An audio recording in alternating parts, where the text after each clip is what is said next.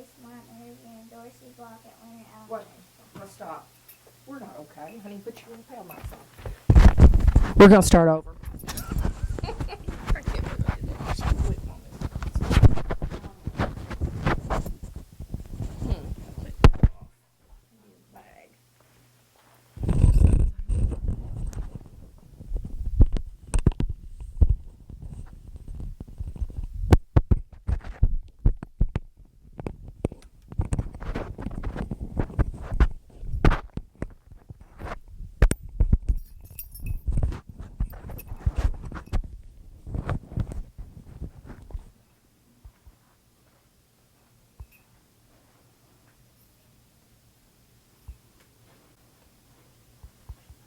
Do I have to tell my name?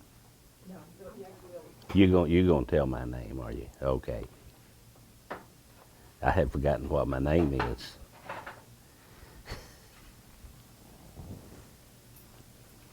I knew when I couldn't hear Grace real well, I hook her up.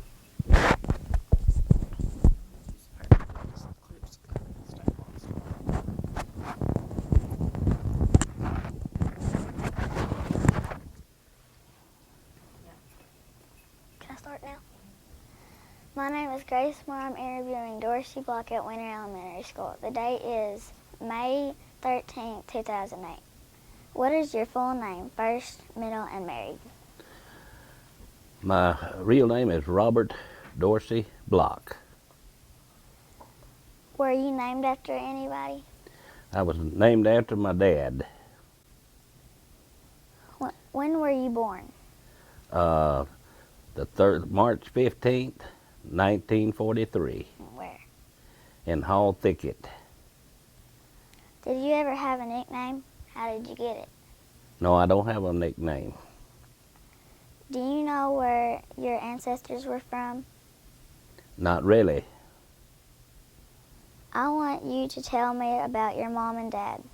Where did they grow up? How did they earn their living? Give her one question at a time. Okay. When you come to a question mark, where did they grow up? Okay. My mother and dad grew up around Newport, Arkansas. How did they earn their living?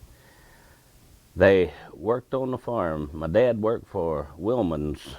After he and my mother got married, he'd get paid 25 cents a day and take it in the store. Tell about that. He said that they would get up a day started at when it got light enough for you to see. And he said then they would usually stop. He said if they had anything to eat, they would stop and eat that at lunchtime, maybe one sandwich or a piece of chicken, just whatever they could have. And the day stopped for them when it got dark enough that they couldn't see. And they worked 6 days a week. On Sunday, they was off. But what they got paid, they would take it in a store. What was that called when they did that? I don't know where they called it, the old WPA days, or what it was. What's something you'd like me to know about your mom? Well, my mother, she raised 6 boys and 1 girl. Well, 5 boys and 1 girl. We had one. I have a brother that got killed, but she would work all day in the field. She would stop an hour before lunch, go to the house and get us something fixed to eat, and we would eat. She would leave then back to the field. She'd work all afternoon till about 5:30 of the afternoon. She would go back to the house and she would wash the dishes or whatever she had from lunchtime, and she would get us something to eat then at night. And when we were going to school, we would come in and pull our clothes off, hang them up, and go to the fields and work. And when we got back home, we usually had 5 to 7 head of milk cows. We would milk the cows. When Dad would be in the field working somewhere, but we would milk the cows, and Mom would churn the butter and what have you, and to keep us fed. But we would take our clothes, we would hang them up, and usually we would wear them at least 3 times during the week. And she had a big old wash tub, a number 3 wash tub. Well, she had 4 of them. But once a week, she would take the water and put it in the tub, and that's the way she washed our clothes. She had a rub board, and she washed our clothes in that number 3 wash tub. And the same wash tub, now we took a bath in twice a week, unless we got out and got real dirty. And the house we had was a log house, but it had a porch on it that was screened in, and that's where we would take our bath. And in the summertime, but now in the wintertime, we would take it inside next to the big old stove, wood stove we had. Can you tell me a story about your mom? Yeah. My mom was she worked hard, but she was strict, and she would keep us boys pretty much in line. You imagine 5 boys to have to take care of that was growing up, and one day, I'll give you an example. My oldest brother, Junior, right before he got married, Mom and Pop had gone to town, and Jim, another brother just older than myself, he was sitting out playing, and they left your grandma to babysit with us. Your Aunt Jean or Grandma Jean, yeah, okay. Jim was playing, and Junior eased around and said, "I'll give you 50 cents if you can go whip Jim." Of course, I was about 6 years old. 50 cents was lots of money. I should have known he wasn't going to give it to me. But anyway, I went and jumped on him, and he gave me a good whipping. He blooded my nose. So your grandma, she come running out there. She was going to take care of Jim because I went crying to her. She said, "I'll take care of this. He's too big to be jumping onto you." He whipped her and sent her back in the house. And about that time, your great-great-grandmother, she went to come and turn it in, Mom. Junior was out, we had an old log shed out there, and he was peeping around that just laughing.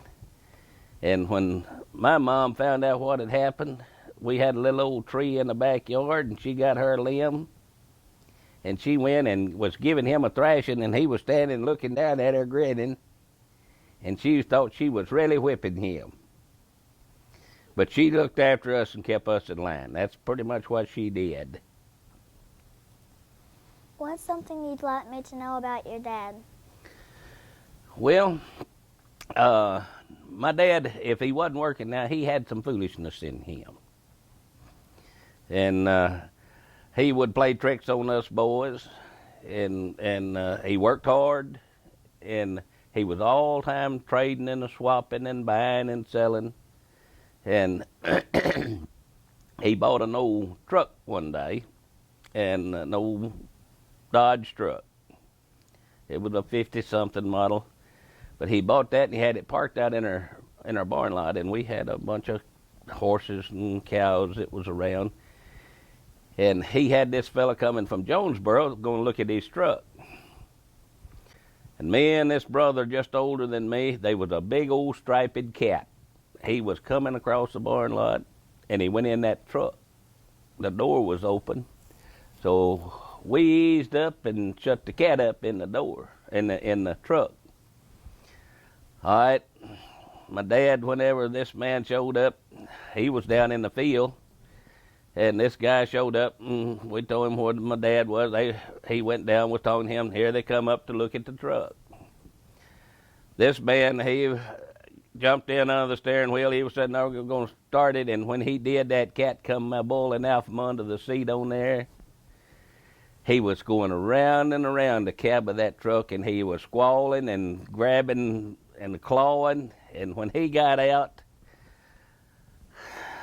our dad was sitting there. He'd look at me and my brother, and we decided it was time for us to go. And wasn't long then till that man left. And my dad come and looked us up, and he said, "Boys," he said, "did y'all close a cat up in there?" Of course, me, I would have probably stored, but my brother said, "Yeah, we did." And he stood there and looked at us, and then all of a sudden he went to laughing. He said that was the funniest thing he had ever seen. Can you tell me a story about your dad? About my dad? Well, he was, like I say, he was always full of foolishness if he wasn't working hard. But if he was working, he didn't have much foolishness in him. And one day we had come in, we would gather corn in a wagon, and I was just about your age. And he had 3 guys that was helping him. And they were throwing corn over in the wagon, and I was driving the team. All right, one of those fellows smoked, and there was a lot of grass in the corn, and the cornfield caught on fire. All right, we had 2 mules that was hooked to the wagon, and I wasn't big enough to stop them. And we had the wagon about 3/4 full of corn. They took off up the little old dirt road headed for the barn. And my dad, I looked back, and he was trying to catch the wagon, but he couldn't run fast enough. They was taking me and the wagon and the corn to the barn. When they went up and went through the gate, the wagon turned over, and it spilled me and the corn out, and they pulled the wagon on up in the barn. But he ran up there and had to gather me out of the corn. I was scattered out in the barn lot there with the corn. What are some important things you learned from your parents? Well, golly, I learned from my dad how to work on things, how to do things with machinery, and that's the way what we had to make a living with. I started out driving a team planting cotton, but he would soak cotton seed and what have you in a number 3 wash tub that I would plant the next day. And he explained things, and he would take us with him when he would go take. We used to sell, or he did. He used to sell milk and stuff around once in a while, and he would buy and sell hogs and cattle, and he would take us with him, and we learned things from him in that respect. Mom, she taught us to read and write. Basically, she had an old coal oil light, and she would read us a story every night. Even from the time I can remember, little bitty. We didn't have no electricity, but she would still set us down. All of us would gather around, even my dad. We'd all get on that couch and on the floor, and she would sit and read us a story, and that was 7 days a week at night. Before we all went to bed, she would read us a story. Tell me what you know about your grandparents on your mom's side. Okay, my grandma and grandpa, we called them little grandma and grandpa because both of them were small. We call my dad's grandma and grandpa big grandpa and grandma. But little grandma and grandpa, the biggest thing that I remember about them, they both dipped snuff. And when you would go to visit or whatever, when they were so happy to see you, when they would start talking, the snuff would fog in the air. And they both worked hard, and they grew up out on the farm, and farm life was hard, but we would always, usually one day a week, which was on Sunday, once a month, we would try to go visit. And we would always have fried chicken. Every Sunday we would have a fried chicken. They would go out and catch a chicken and kill it, and we would have fried chicken. But the biggest thing I remember about them was the snuff.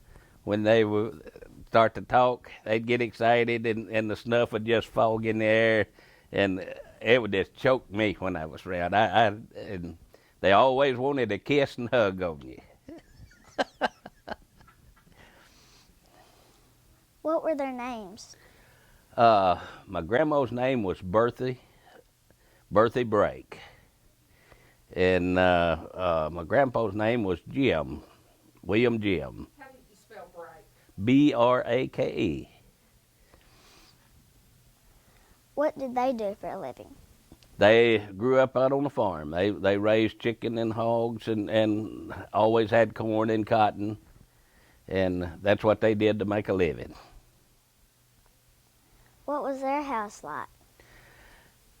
They always had a little small house. They grew up real poor. They didn't have much, and the last house that I remember them living in was a log house. It was just had one big room in it, and until they moved, Mom and Dad moved them to Waldenburg later on in life. But the last house I remember them living off in was a little log house. Had one big room, didn't have a bathroom, no running water other than it had a pitcher pump that was in the kitchen, and which at one time that was considered uptown, because usually you had to go outside. Even down there where I live right now, we had to go outside to get our water. We had a pitcher pump out there, and when we wanted water, we had to go pump our own water and bring it in the house. How many kids did they have? They had 3. Mom had 2 brothers. They had 1 daughter and 2 boys. Their names was, Mom's name was Fredith Charity, and had Cephas Brake and Sylvie. What do you most remember about them? About Grandma and Grandpa, About their kids. their kids. Well, usually once a year, we would all get together and go to North Fork Lake. And like I say, everybody was into playing pranks when we would have a little time off. And Uncle Sylvie was laying flat of his back. He was snoring. And Uncle Cephas, they had just come out with this instant coffee. And Uncle Sylvie was laying there, and he was snoring, and he had his mouth open. And Uncle Cephas eased up there, and he took him a spoon, and he dumped a spoonful of instant coffee in Uncle Sylvie's mouth. It come out his nose. Oh, he jumped up from there. He was screaming and hollering. And Uncle Cephas, he just took off. There was a big rock where we were camped. The lake was down here, and it was probably 40 foot. And Uncle Sylvie grabbed him up a chunk of wood. Uncle Cephas just had to take off, and he just run and bailed off of that big rock off in the lake. And then Uncle Sylvie, he'd stay up there, and he'd throw chunks at him down in the water, trying to hit him. Oh, he was mad. But that's the biggest thing I remember about them two. Can you tell me a story about one of them? Well, that was a story right there. Do you have another story about those grandparents that said? Their mother and dad, Grandma and Grandpa. Yeah, about your grandparents on the ones you've been talking about. Oh, Do you have okay. another story about them? Yeah. My grandpa, like I say, he always had a team of mules or horses, and we would go stay a week to 2 weeks with them when they were getting his corn out, so we could help gather their corn. All right, one morning when he got ready to get the mules out, he got one of them, had it harnessed up, and I would always go out and try to help him. My brother, just older than me, he didn't get into that. He just couldn't hardly handle all of that, so I was helping him. And that morning, he had a little old shed that the mules would go in. This mule went in there, and he went in trying to catch him. And the mule kicked him plumb out the front of the barn. Oh, he was mad. He jumped up, and he run in and grabbed a pitchfork. And he run back in that shed, and that old mule was hollering. He was going, oh, and that whole shed was shaking. All right, Grandma come running out. She was hollering at him, Jim, you're killing that mule. He said, I'm fixing to. And do you know the mule tore the shed down? That shed fell. The mule went out, tore through the fence, and she was a fussing and a growling at him. And he said, Bertha, you get back in that house, or I'm going to use this fork on you. And I remember that just like yesterday.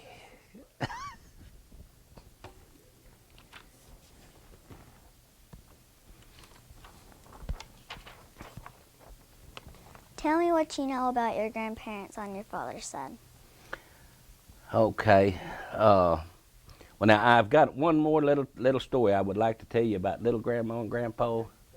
Okay, down there where I live right now on Highway 14, they had come from Cache to visit us, and he had gotten him an old Jeep, and he couldn't drive, but he would herd a vehicle. All right, it was a gravel road, and that ditch was deep. And when we was all waiting on them, we knew they was coming. They had wrote us a letter, and they was going to be there, and so we were all in the front yard waiting for them. Here they come. We could see them coming down the gravel road. When they got to our driveway where you turn in, Grandpa missed that. He come a turning in, and that Jeep he had didn't have a windshield or anything. It was all laid forward on the front. It was an old Army Jeep. Okay, when he missed that, Grandma was riding on this side. And that Jeep went down, and it hit that bank, and it threw Grandma over the front of that Jeep. She landed in the yard. Didn't hurt her, really, other than her feelings. She jumped up from there, and there was a piece of a fence post over there, and she was telling him he did that on purpose. And he had to jump out and run to keep Grandma from getting him with that piece of wood. She was all upset, but she just sailed through that air and landed right out in the yard. What did they do for a living? Okay, now we're gonna get back to big. We call on my dad's side, we call them Big Grandma and Grandpa. And my dad's dad, he died. He got killed. A tree fell on him. They were cutting timber, and a tree fell on him. Dad was 12 years old. And now, Big Grandma, she was a big lady, always kept her hair done up and had a little bun back here right on the back of it. And she was tall and a big lady. She lived in Grubbs as far as I can remember all her life. And they would make big gardens and raise stuff to eat out of the garden. And she got married again. We called him Grandpa Stevens. And he is really the only one that I remember. I didn't remember my dad's real dad. But he fished all the time. And I've got a fishing rod that he gave me whenever I was just about your size. And I don't fish with it. I keep it in the barn, put up. And that's I remember him fishing more. I really don't even know what he did for a living. What was their house like? Their house, well, it's still standing in Grubbs over there, right in the back corner of Grubbs. I think it's about to fall down, but it was a big house, and back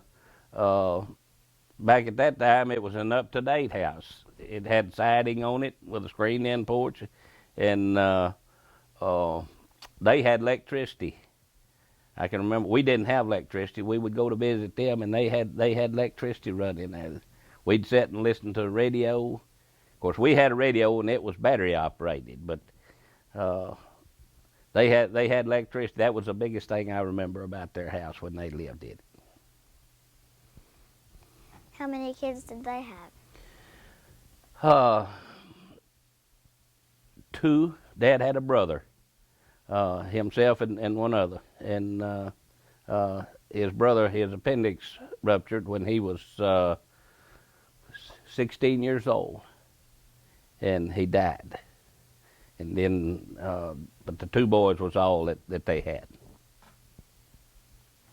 What do you most remember about them? About Grandma and Grandpa, or Big Grandpa and Grandma? I like to say, Grandpa fished all the time. Grandma could make the best sweet potato pies. Every time we would go visit, she would have a sweet potato pie, and she would make it specially for me because I liked it. She would bake the pie, and then she would have this meringue, and it would be brown on the top, and those was the best pies that I remember ever eating. Can you tell me a story about one of them?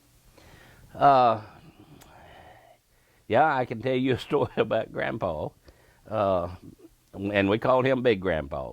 But he liked to fish all the time, and he had an old T model, and he had a boat that he would set crossways on the back of it, and we'd go fishing and just drag that little old boat out and set it in the creek. And we went to a place up there called Salado Creek, and he was backing down there, and Jim, my brother, just older than myself, and me and him, and he backed down, and we drug the boat off, and we got in. We had just got in the boat, and the little old Salado Creek wasn't very big at that time, but we had just started paddling, and we looked up, and here come his old T model. It was this kind of frog. He'd put it in gear, I guess, but it sat there, and the angle was enough that it got it started to moving, and we watched it. It just backed down in the little old creek there, and when it got down where the water was level with the top, it stopped. How did you get it out?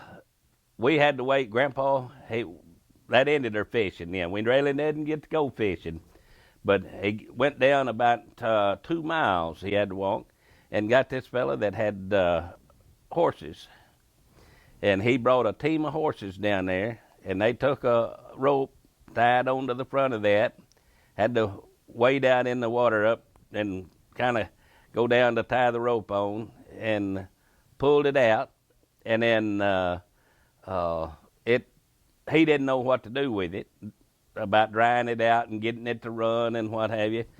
And it just so happened this fellow that he got the horses, he had a friend that knew how to work on them. He got him to come down there, and we got there that morning about 7 o'clock. It just got good daylight when we got there, and we made it home that night about 10 o'clock. It took all day, and we never did even get to fish. What about your brothers and sisters? Well, when we were growing up, Junior was the oldest, and your grandma was next in line, and then Be her great grandma. oh, that's right. I'm sorry, your great grandma. Yeah, it was your great grandma. She was the oldest, and then or the next to the oldest. Junior was the oldest, and then your great grandma, and then Jim, then myself, and then Vernon, Veraldine, and Terry Wayne. And we had to all work hard. Everybody worked in the family, with the exception of the youngest brother, Veraldine. He didn't have to do a whole lot because things had changed kind of when we got along and about there. But when we were growing up, we would get up of the mornings, and we had dairy cattle that we'd have to get up and go get them up before daylight. We got up at 4 o'clock every morning, 7 days a week. And we would go get those cows up, feed them in the barn, and your Uncle Jim and me, of course, Junior and Jean never did, your great-great-grandma, she never did have to get out and do work in the fields or fool with the cattle. She stayed in the house. But we had to milk the cows, put them up. We'd get what had to be milked, and we'd bring the milk in, and I could take milk in the cow, and I could shoot milk for him here to that wall over there. I could hit your Uncle Jim right in the face, and he couldn't do that. But we all worked hard, and we played hard. We'd pull pranks on one another if we could. And one time in the barn, your Uncle Jim, we had a big old long cane pole, and I had a string tied on it with a little loop on the end of it. We had a corn crib, and the cats would come up and get under the corn crib. And so eased around, and the old cat, I had an old lantern that had a half globe on it, and I could see the old cat back up under there, and I eased up there, and I got that loop on that around that cat's neck. But it wouldn't come loose. My loop string wouldn't come off my pole, and the old cat, he just went wild whenever I pulled that loop. Okay, I was sitting there holding it, and your Uncle Jim come in the front of the barn. There's an old log barn built out of logs. He said, "What are you doing?" I said, "I got a cat on the end of this pole." He went laughing. He said, "Oh, you ain't got no cat on the end of that pole." And I pitched the pole to him.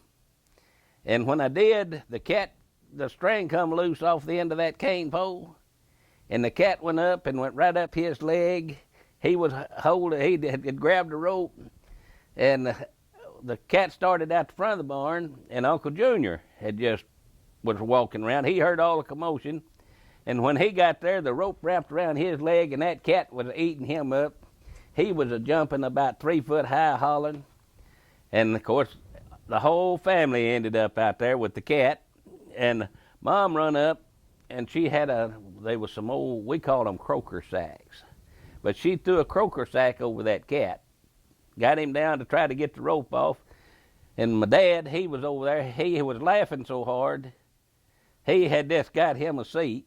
And when Mom finally got the rope off the cat's neck, she had scratch marks all over her hand, and she got her a switch. And the only one she got out of that was me for catching the cat with the rope. How did you all get along when you were growing up? We got along real well because we had to. My mother, if we got to fussing and the growling between ourselves, she settled it.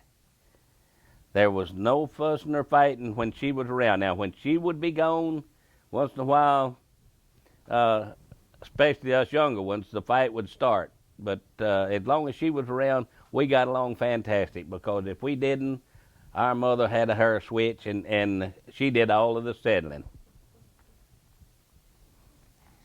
What did you do together for fun?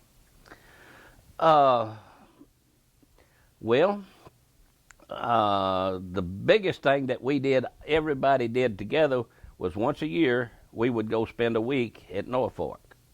All of the family would just get together, and my mom's, her mother and daddy, and all of the brothers and her brothers, and just everybody that could get together and go. We'd go to Norfolk. We had a great big old tent. We'd go up and we'd cut the poles for the tent to sit on, and we would put that thing up, and we slept on the ground.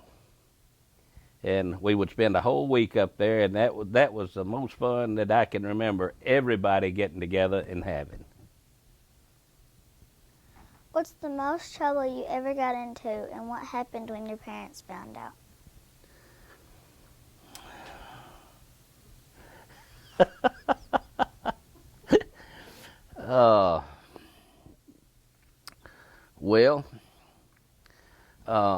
When I had gotten a little bit older, I'd say, I can't remember just exactly, I was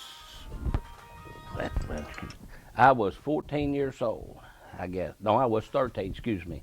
My dad had bought him a new pickup. It was a green Chevrolet pickup. And I could drive that thing. And they had an old car, and I'd been wanting to take the truck and come over here to Waldenburg. And no, they wouldn't let me take it. So they had left, and I got that truck. I took off, and I took me a little spin in it. Well, I come to Wiener up here. I run around, and I went to Fisher, and I went back, and I thought I had parked it right back in the same place. I parked it back, but I didn't think about the gas I had run out of it. And I didn't really get it back just exactly where it was parked. And the first thing, when my dad come in, he walked around and he said, "Where'd you go in the truck, son?" I said, "I didn't go anywhere in that truck." Mom, she was walking around the truck too. And when he looked in there and he turned the key switch on, he said, "Well, you've burned a half a tank of gas out of it," or somebody did. Said, "This thing sat here and burned gas all by itself." So they kept on questioning, and finally I owned up to taking the truck. And he had some check lines that you drive teams with. He had a short section of one of those. And when he got through with me, I didn't want to take his truck no more. 'cause he wore me out with that check line. Were there some of your relatives or family friends that people thought were strange or odd? Repeat that for me. Talk a little bit louder. Pardon? I told her to talk a little louder. Were there some of your relatives or family friends, relatives or family friends that people thought were strange or odd? Not really. I don't remember of any family that we had that was really considered to be odd. Other than our grandpa on my daddy's side, big grandpa we called him. He never did want to talk very much. He was always pretty quiet. But other than that, that's all I know. What did the house you lived in as a child look like? The first house I lived in, my mother and dad built. That's where I was born. They called it Hall Thicket. It was north of Highway 14 over there, above where Ricky lives right now. It was north of his house back up there. But they built that a little log house up there, and that's where I was born. And I stayed there till I was 4 years old, I guess. Then they moved from there out down on the bayou down there where Palmer Ross ended up. We bought that place, and then they traded where we live at right now, traded that place down there for where I live right now. And the storm came through and tore that house down in 1953. And I still live in the house now that was built back there in 53. Do you remember going shopping with your mother as a child? Yes, I do. She would take, once a year, we would all go to Newport, and we would buy blue jeans. And we would get paid a little bit during the year for what work we done. And we would take that money, and we would buy blue jeans to go to school with, shoes, shirts, which I never did wear shoes hardly until when I started the 7th grade, left Waldenburg School and come up here. Even in the wintertime, I went barefooted at Waldenburg. And when I started the school up here in the 7th grade, Mom said, it's time for you to start wearing shoes. And so I had to start wearing shoes. What were the stores like? All right, at Waldenburg, you could get we'd usually get 25 cents a day. All right, you could get a sandwich and a bar of candy and a soda pop for 15 cents. Each one of them was a nickel, and that would leave you a dime. And I would always try to save mine, and the extra 10 cents that I'd get, because on the weekends, if we were real lucky, we could come up here and go to the movie. It cost 10 cents to get in the movie, but then you could get a sack of popcorn and a soda pop for 15 cents. And usually once a month, we would get to come up here whenever I was growing up and go to the movie. But it cost us in the stores, and it was Cooper's. The store there at Waldenburg was Cooper's Grocery. And they would make you a sandwich. You could get whatever kind of sandwich that you wanted. We didn't have the lunchroom at that particular time. There was another old school that was out back, and the store had just the necessity. They had flour and sugar and coffee and what have you, but they made sandwiches for all of the kids too that could come in and eat. What kind of things would your mother usually buy? My mother would usually buy, when we would go to the store, which didn't get to go but usually once a month. And whenever I was real young, but she would buy flour and sugar, salt, and our meat and vegetables and all of that was raised. She canned, and we would have. They would kill hogs. We had meat that would be hanging upstairs, well, up at the ceiling, and it would hang down, and that was the meat. Whenever I was real young, now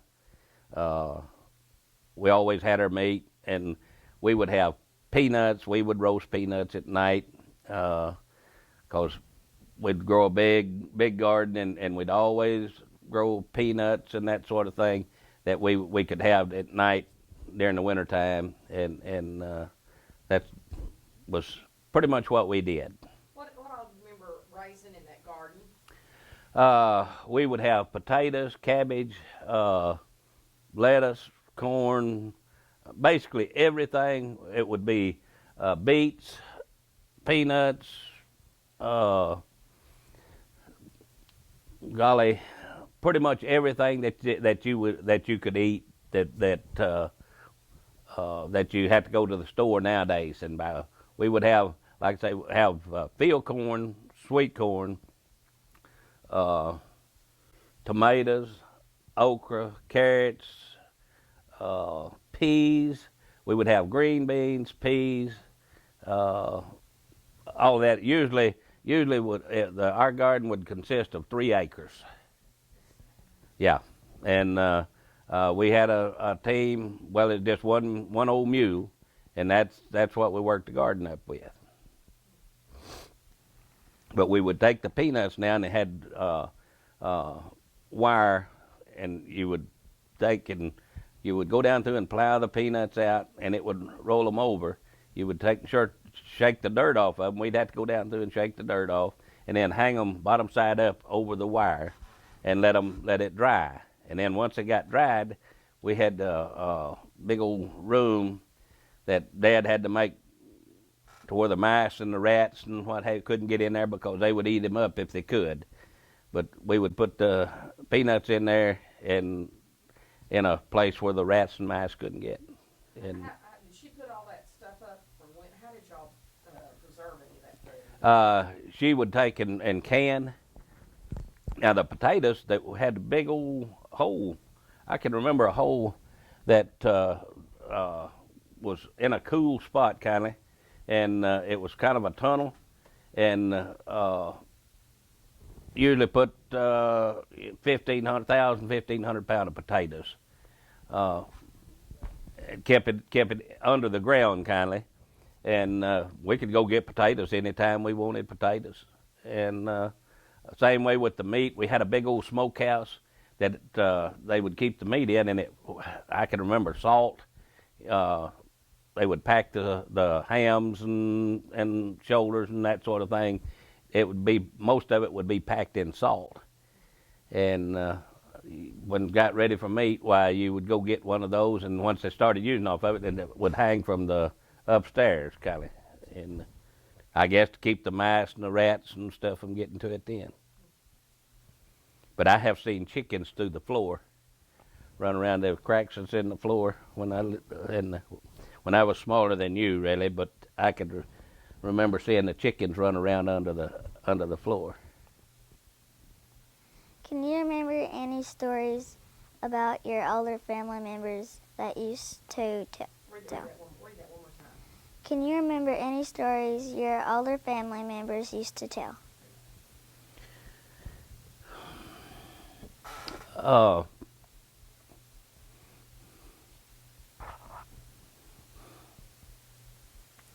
Well, I can remember my little grandpa. He would sit and tell us stories now, and about things that he'd done.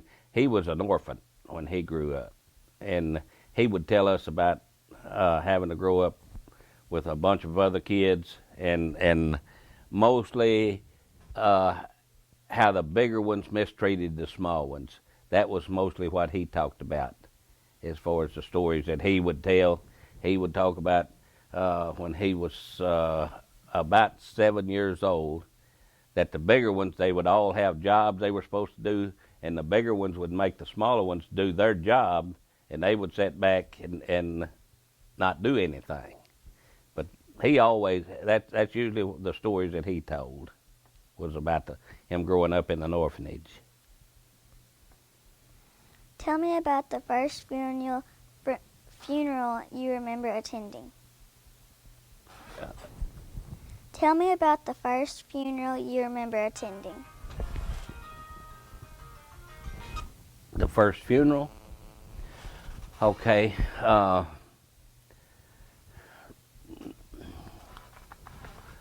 The first one that I really remember was my big grandma. When she passed away, it that was the first one that I can remember. Them actually taking all of us to, and us attending was my, I called her Big Grandma. Were your parents strict? Not really. They wasn't what you call real strict. Mom was more so than my dad. My dad is like, if he would pull pranks, as long as you did your job, he would tell you to do something, and as long as you did that, he didn't care how you done it or what you did, as long as you got what he told you to do. And now, Mom, she would tell you to do something. She had a certain way that she wanted things done, and she expected you to do that. And but neither one of them wasn't what you call just real strict. Mom was more so than Dad because she had her certain way she wanted it done. My dad, as long as you got it done, he didn't care how you did it. Did you have chores? Yes, ma'am. We got up at 4 o'clock of the mornings, and we had the cows to get up. We would get them up and get them fed, and if we had 2 or 3 that had to be milked, we would milk those. We caught the school bus right at about 5 minutes till 8 when we would catch a school bus in front of our house. But we would catch a school bus, and we would go to school. When we come in of the afternoon, the first thing that we did, we pulled our clothes off, and we hung them up. Mom was usually in the field when we did this, but then we would have to go onto the fields, and we would work till usually right before dark. Then we would go up and get the cows back up, feed them.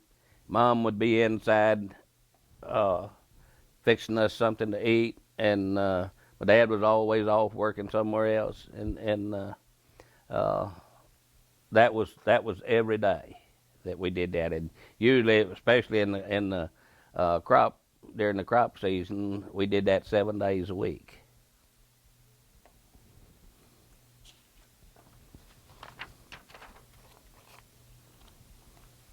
What did your family do to have fun together? Things like trips, special celebrations. Things like what? Special celebrations. Oh, well, we always had, we would celebrate Christmas, and usually on Easter, we would have eggs that they would die. Mom would usually die some eggs, and Christmas time, growing up, we would usually get, I can remember getting an apple and a bar of candy for Christmas time, and which at that particular time you didn't have fruits, apples and oranges and bananas and that sort of thing. It was a special occasion if you got anything like that. We usually got that at Christmas time, and we would usually once a month we would go to visit Grandma and Grandpa. That was a special occasion, and we had several things that we would do, like going fishing. We would all get together and go to a creek or something like that and have a little picnic, usually 3 or 4 times a year. And we enjoyed life, but we had to work hard. Did you ever have any family pets?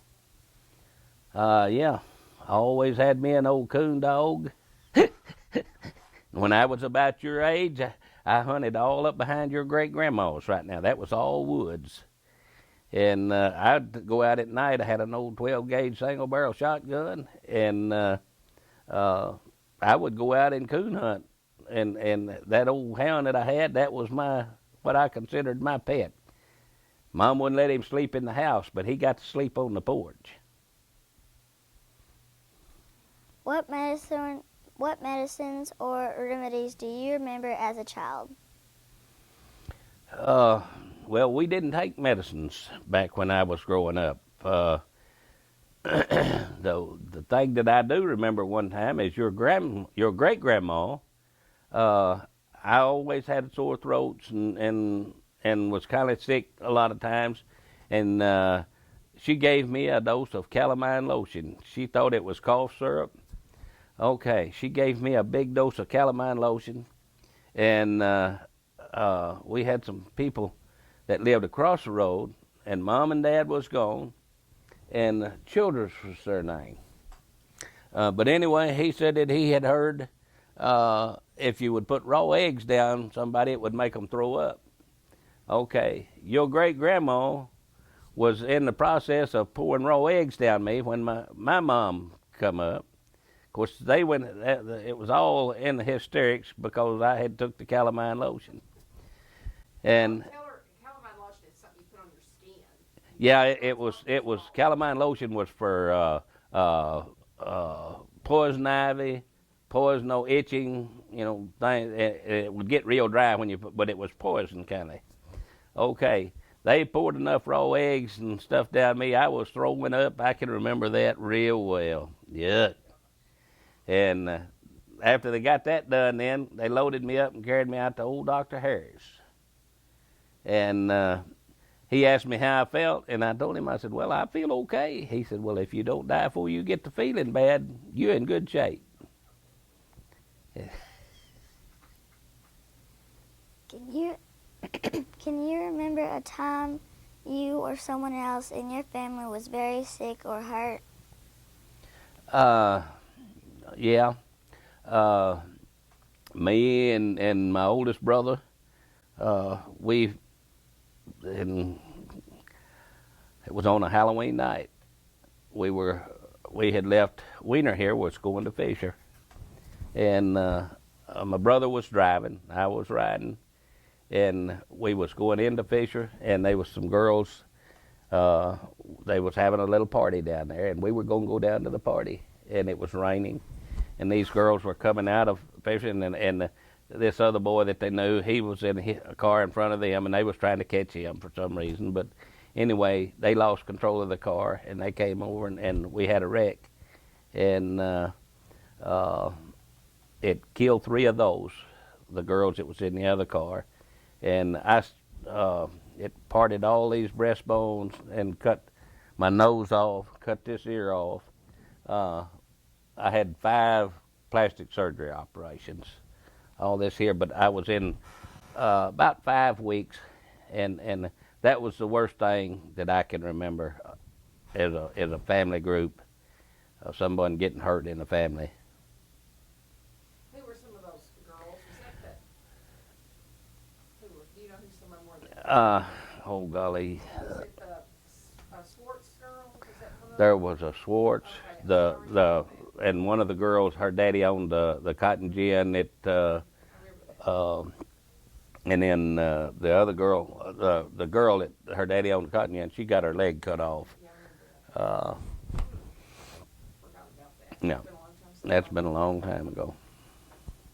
But I was in 10th grade, I guess, at the time. When you were a child in elementary school, what was your school like? What was this school like? Yours, the one you went to. Okay, well, I started at Waldenburg School, and it would go up from 1st through 7th grade. And there was 4 big rooms at Waldenburg, and that you went from the 1st through up through the 6th grade at Waldenburg, and then you would come to Wiener up here and start in the 7th through the 12th. And the biggest thing I remember about down there was when Virgil Griffin came down and said that he couldn't wait for me to get up here where I could play basketball for him. Can you think of a story you could tell me about something that happened to you at grade school? happened to me at grade school. Yeah, I think I was in the third grade, and a Miss Ivy was the teacher. We had a Mr. Moore and Miss Ivy, and Miss Wolf was teaching school at Waldenburg. Okay, it came up a bad storm, and it blew some of the windows out of the front of the school. All of the kids, we was getting under their desks and what have you. And when it was over with, we went out in the yard, and there was fish. The yard was full of fish flopping right there in Waldenburg. And that's the biggest thing I remember about something happening at Waldenburg School was the fish out in the yard, and they was probably a dozen, big old brim. What did you do in the summers when there was no school? Well, we worked mostly. We would have fun too. It'd be your my dad. He left me and my older brother to shovel up levee ends one day, and we had a big old canal down through there that had fresh water that they had just built, had it full of water. All right, he left us and said, "Okay, boys, y'all get these levee ends shoveled up and put in the spills while I'm gone." We were about your age, I was, and when he come back, we had been doing a lot more swimming than we had working. We would just shuck our clothes off. We'd take all of our clothes off and we'd go jump in the water. Okay, late that afternoon when he come driving up, he caught us coming across from the flume ditch back to where our clothes was at. We got him on and he didn't say anything. He just put us in the truck and he said, "Well, boys, y'all didn't get along real good today, did you?" And when we got to the house, he got that little check line out that he had, and he give me and that brother of mine a good checking with that check line. And the next morning, he carried us back out there, and he said, "Boys, I want these levee ends shoveled up and those spills put in." We didn't do no swimming that day. We got the levee ends and the spills put in. What kind of toys do you remember playing with when you were a child? We played mumble peg. And do you know how to play mumble peg? Okay, you take an old knife, and it's got two blades. One goes straight down and the other one out, and you set it up there and you flip it. If you can get it to stick up on the point, you would get 25 points. And if it, with both blades stuck up, you'd get 10 points. We would play that. We would play marbles. We had slingshots that we made that we got to where we could shoot a bird out with our slingshot every once in a while. We'd work out and take a hammer. We would take our rocks and we'd work them down where we could get them where they would shoot good in our slingshots, because we couldn't shoot our marbles, because we'd lose them every once in a while if we tried that. So we got to where we would make us rocks, be good and round, where we could do that. And we played a lot. We had a bicycle wheel. We'd take a stick and see who could make that bicycle wheel keep it going and the longest, farthest distance. We just played all kinds of things. Did you have a special spot or hiding place as a child? Yes, I did. We had in the road ditch in front of the house, the water had run down through there, and it was a deep bank. And that water had cut a spot back up on that bank, and we had a bunch of old cattails. All of that road ditch was full of cattails, big old cattails, had cane growing in it. And I had that place back up under that bank, and I had got under there. Nobody didn't know about that but me. And I had fixed me a place I could get back up under that bank. Nobody knew where I was at, and it was just secluded, kind of. And I can remember my mom coming out hollering, and she could whistle. You could hear her for 2 miles. she'd come out and she called me Doris when she'd kind of get upset with me. And I can remember her coming out and saying, Doris, where are you at? And I wouldn't answer.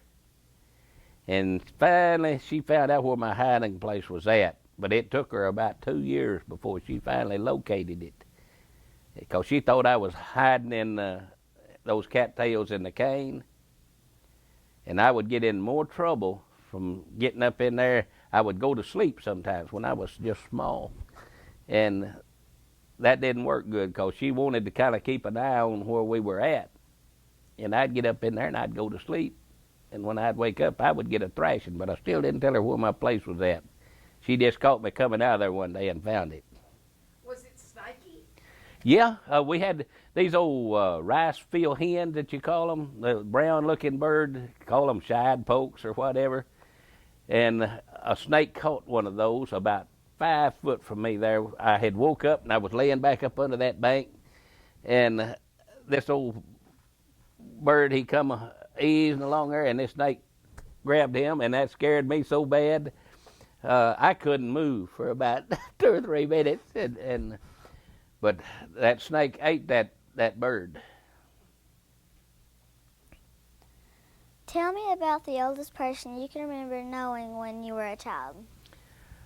All right, we had a fellow when we lived down there on the bayou that my dad hired, and his name was Noe Miller. And he had whiskers. He's the one that caught our corn patch on fire, but he had whiskers come way down here, and just big old white whiskers.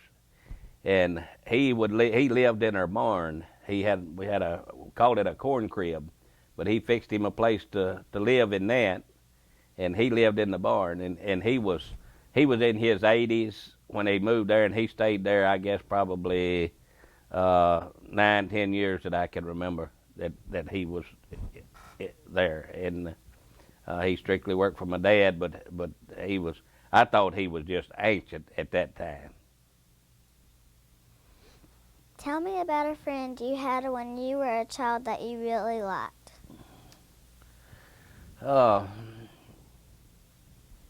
Well, I guess about as good a friend as I've got. Still got him. He's still around, and that's Sammy Walker. He and I grew up pretty much together. I knew him when I was going to Waldenburg, but I didn't know him real well. And when I started the school in the 7th grade up here, he and I got to be real close, and I'd stay at his house and he'd stay at mine, and I thought his dad was the meanest fellow I had ever seen in my life. Because quick as if I spent the night with him, the first thing he made Sammy do was get his school books and get his homework. We didn't do that at my house till it got dark. When it got dark and everybody settled down, that's when we had to do our homework. My mother would make us do it, but Sammy's daddy, just quick as we walked in that house, that was the first thing that he had to do. And that always amazed me, because it would take up our time that we was big on the playing or getting out and getting into mischief. Tell me about a child you remember that you didn't like. Somebody that I didn't like. Okay. When I started the school at Waldenburg, there was a boy by the name of, you may have heard of him or heard him talk about, Bubba Thompson. He and I were about the same age, but he had whipped everybody, I guess, around school there. When he wanted something, he just went up and got it. If they was in a swing and he wanted to swing, he'd go up and tell them he wanted to swing. If they didn't get out, he punched them.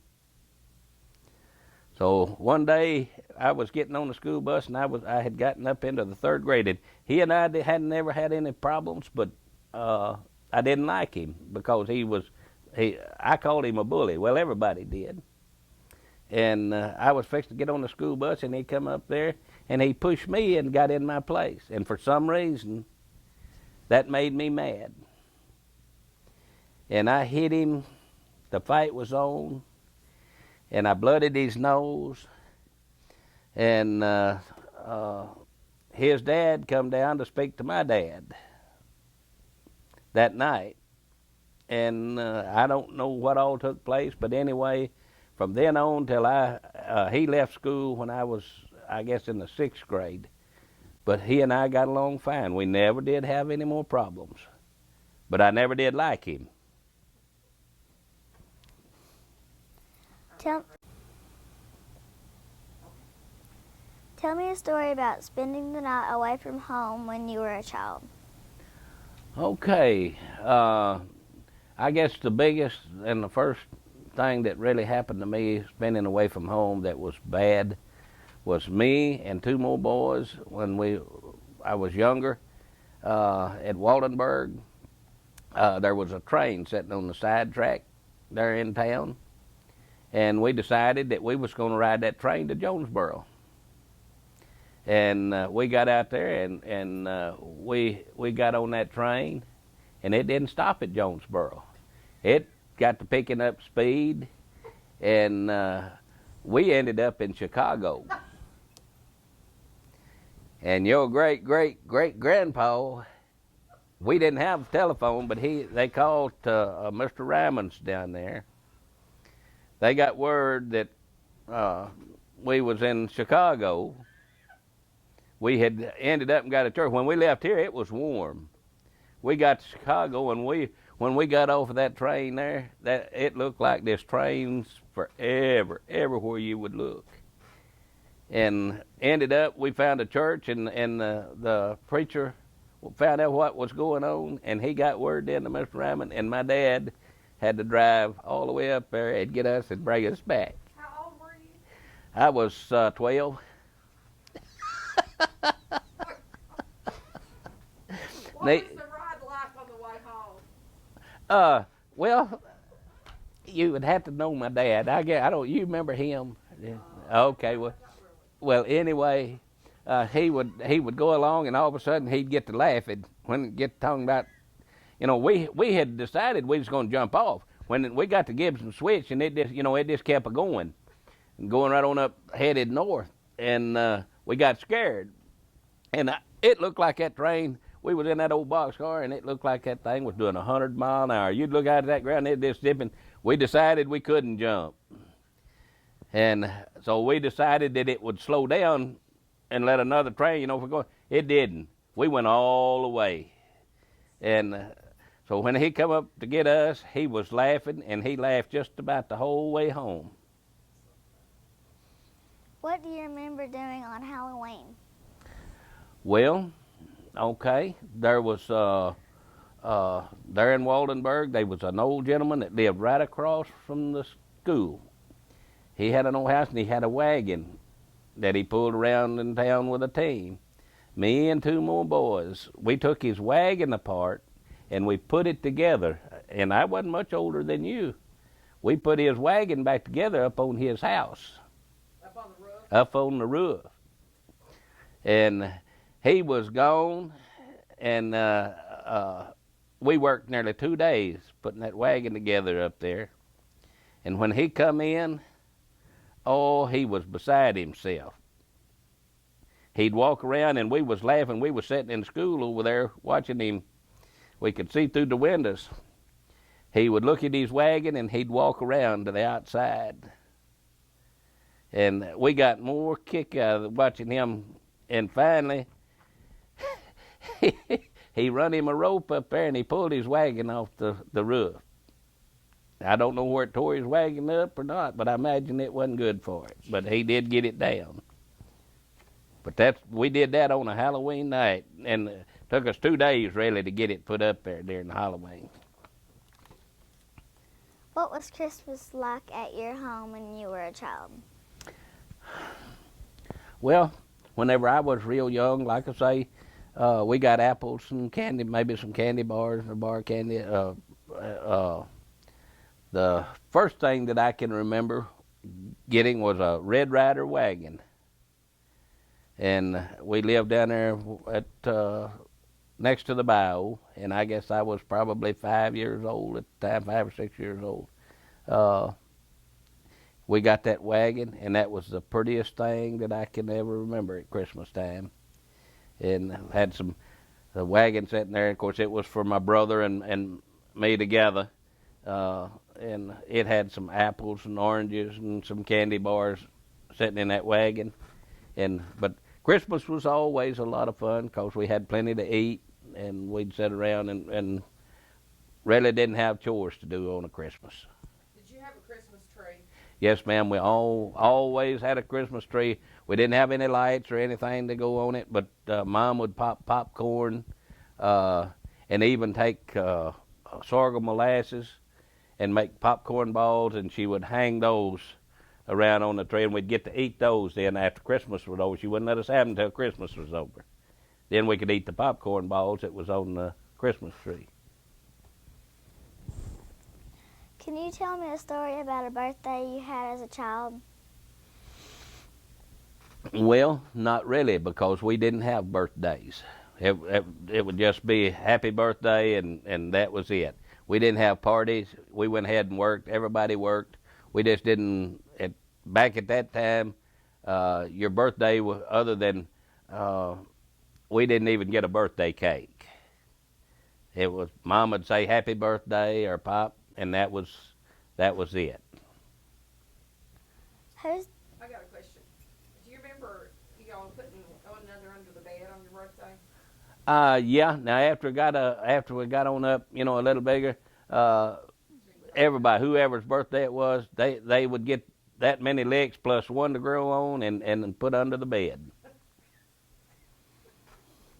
But when I was young, we didn't do that till I got up. I was probably 7, 8 years old before started getting into that. Everybody and everybody would take a lick, whoever's birthday it was, and then get one to grow on. And my dad is usually the one that give us that. Who's the first president you remember? Oh golly.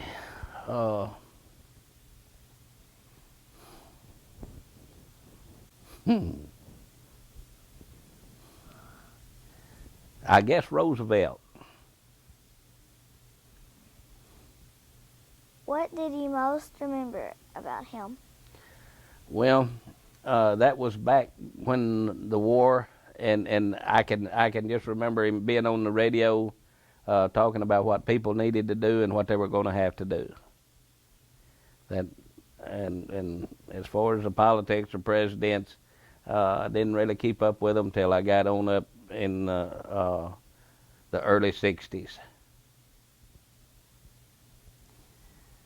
When you were in school, were there any famous people like movie stars or singers you really, really liked?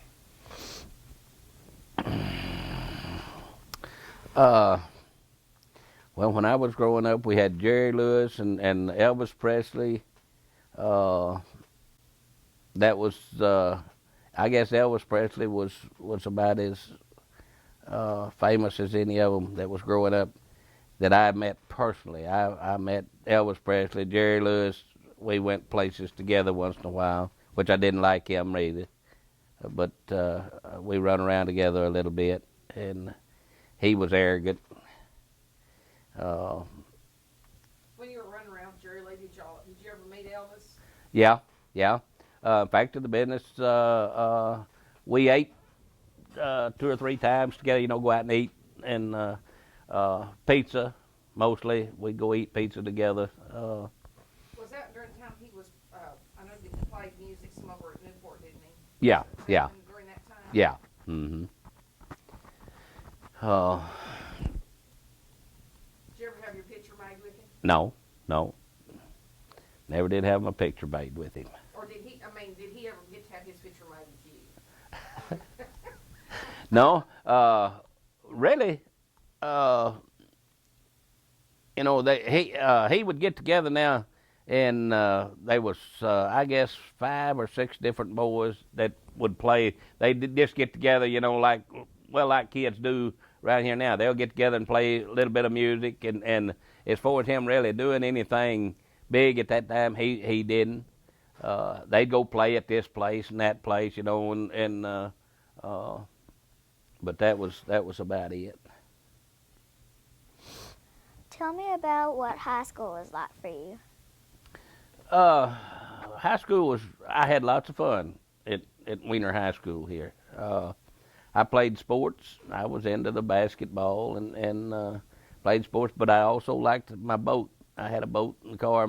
Mom and Dad had got up in a little better shape, and I had a 59 Plymouth, and I had a boat with a big old motor behind it, and I would come up to high school. They finally ended up and made me park my car. They wouldn't let me bring it to school, and they made me park it uptown. And during the FAA class was the last class of the day, and Mr. Keller was teacher at that time. But he had to go talk to Mom and Dad, and then they stopped me from even bringing my car to town because I would sneak off. Me and two more boys, we'd usually sneak off and go to Craighead Forest up there boat riding. And that was, I enjoyed high school. Tell me about a teacher you really liked.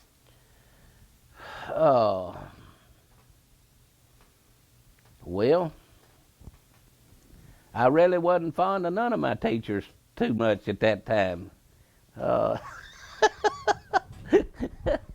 I guess the one that I liked probably more than any of the rest of them was Don Shelton. He was a science teacher, and he would explain things to you.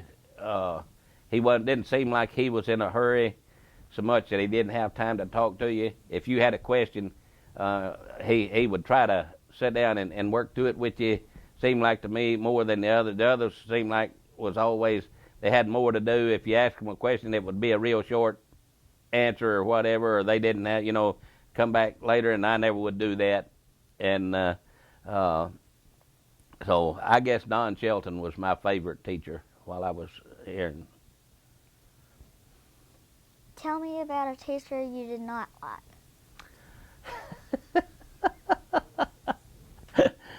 Oh goodness. Okay. We had a teacher that was he was a PE teacher, and his name was Virgil Griffin.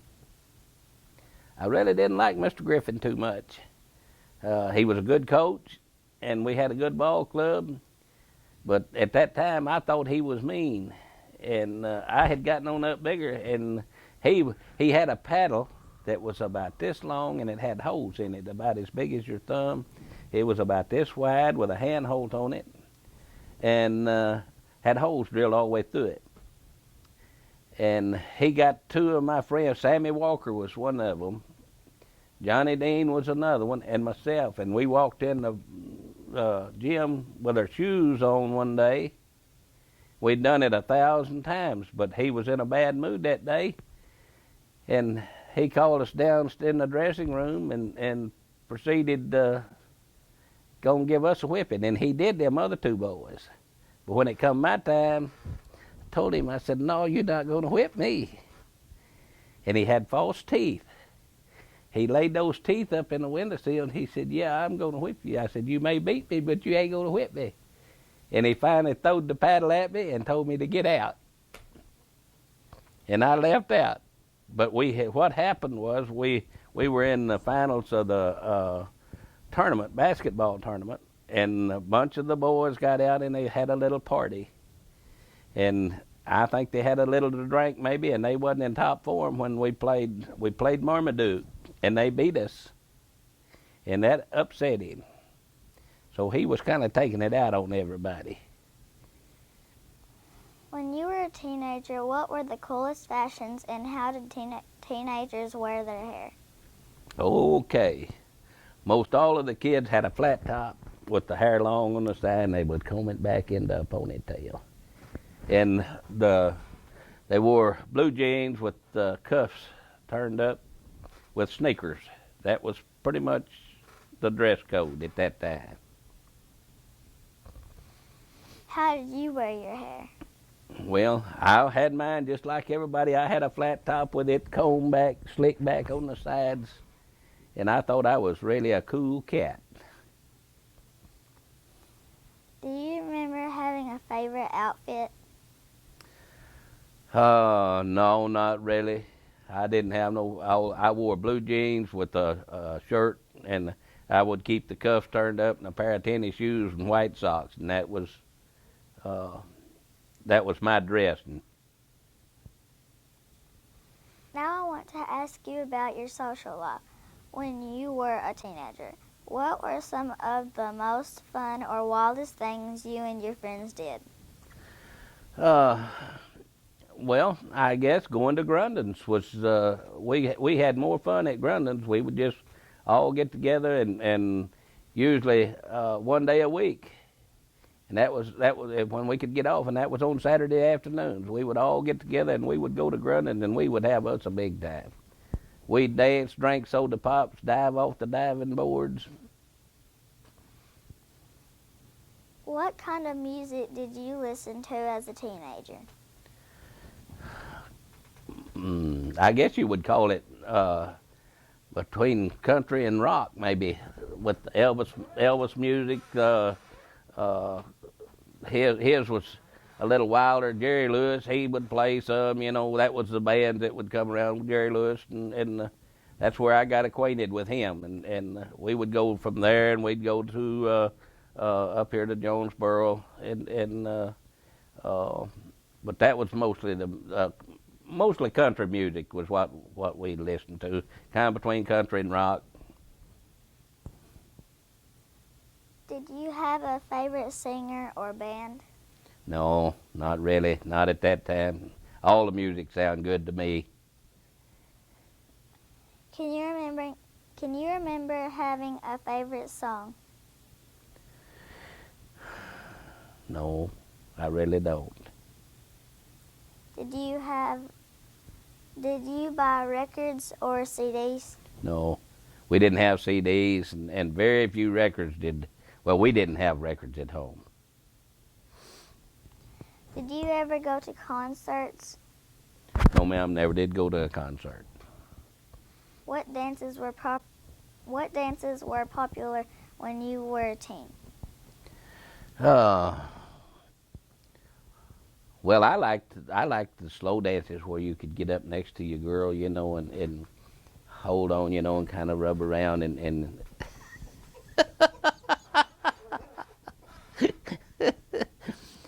oh golly, we had what do you call it? You know, the Cha-cha? no, it was not the. Pardon? Bop. Yeah, bop. That's what I was trying to think of. We had the bop. I even won at Grundon's. I won a plaque. I've got it at the house already. It's a trophy of the best dancer. That we had a dance contest, and I think there was 16 couples. Who's your partner? Do you remember? Yes, ma'am. Susan Wolf. Okay. I saw Susan Sunday. Is that right? She's here from California. I hadn't seen her and her and her mother before Grace died. They stopped at the house. That's been, I guess, 9-10 years ago. They stopped in there and had tea and we discussed old times kind of. And she used to ride her horse down to the house. She'd come from there and we'd get on the horse in, and she and I'd ride to Waldenburg, where that Dairy Queen was at the time. And I'm sorry, go ahead. Who taught you how to drive and how did that go? My oldest brother taught me how to drive, Junior, and this was I was 9 years old, I guess, and he taught me how to drive, and I started, and I'd drive all over the place. And when I was 11 years old, I turned a load of hay over going into Batesville in an old big truck, square bales of hay we had on, and I was 11 years old. And I started down that hill, and the brakes, I couldn't get the brakes to keep the old truck slowed down. It had that load of hay on there, and it turned over and spilled the hay and all in the ditch and didn't hurt me.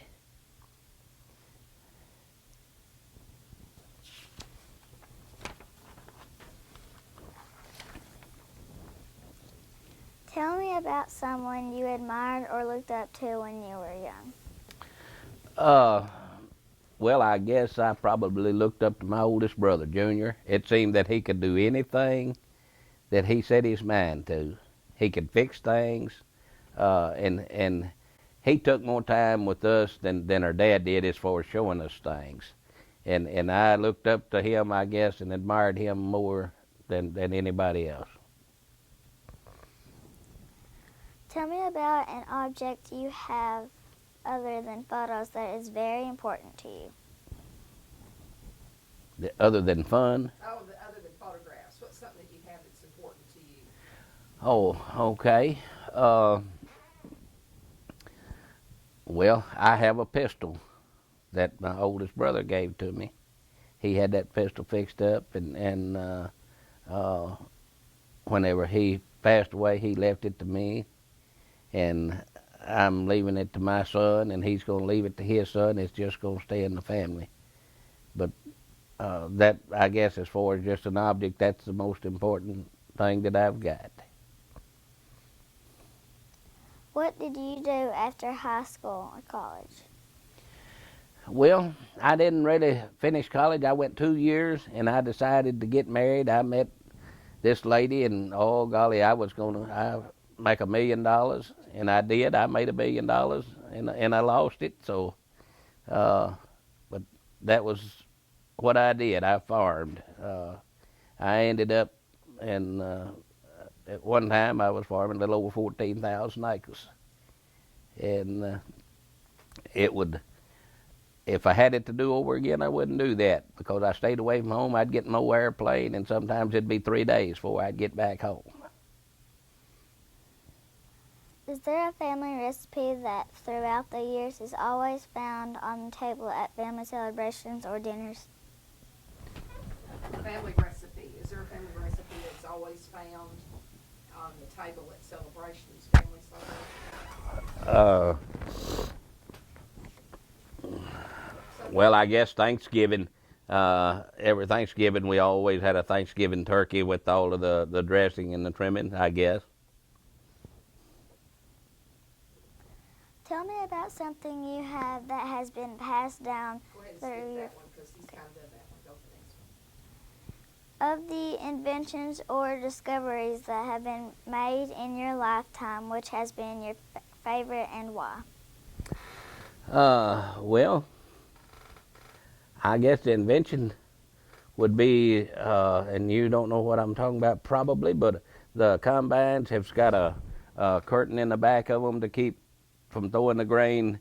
At one time, combines, whenever you would be harvesting grain, they would throw a lot of the grain out the back when combines first started.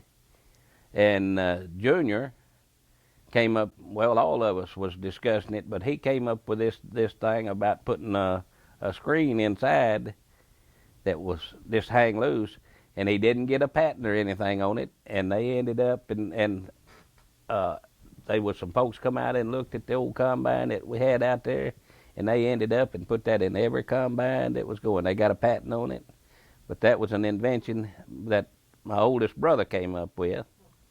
And then another one was a stir auger that goes in the grain bins. He took a Volkswagen fender and cut slots in it and tilted them and fixed it where it would sit up there and turn and spread the grain inside. They came up, and he didn't get a patent on that either. And every grain bin that they got now, the big ones, has something like that to spread the grain in them. Is there an invention or discovery that is in use today that you do not like?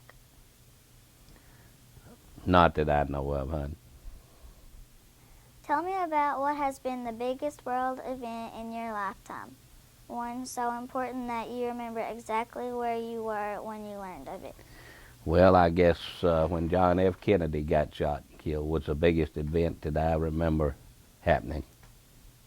And I was on a tractor at the time whenever they come out in the field and told me. Although most people don't like to pat themselves on the back, what is something you've done or accomplished in life that you are proud of? Well, I guess in the later years was Newport Airport. Whenever I had pretty much retired, but they approached me about managing the airport out there, and when I went there, we had a $408 Keep it to light yourself, bill that maybe. couldn't be paid. Didn't have the money. The mayor wouldn't. if you're Said there wasn't funds if to you've do got it, something and, going and you're doing I things, stayed there 14 and years. always tell And the truth. That new way administration you don't have come to over come and back we didn't later get on along. and think of But what whenever did I I left say from or there, what did there I was do. about $1,200,000 Just always tell the truth, in, whether they account like for it the or Newport not. Airport.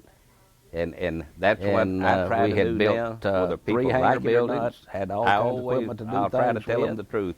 Now, there's some And, things I don't volunteer I and was tell proud of the people accomplishment that unless I they did just there. ask. But if I'm asked point blank, I'm going to tell them. Tell me about the biggest lesson that life has taught you. A lesson that would help a young person No, live I- a better life. Okay, the best thing that I can give advice is to always, regardless, tell the truth. If something is there that the truth is going to hurt somebody,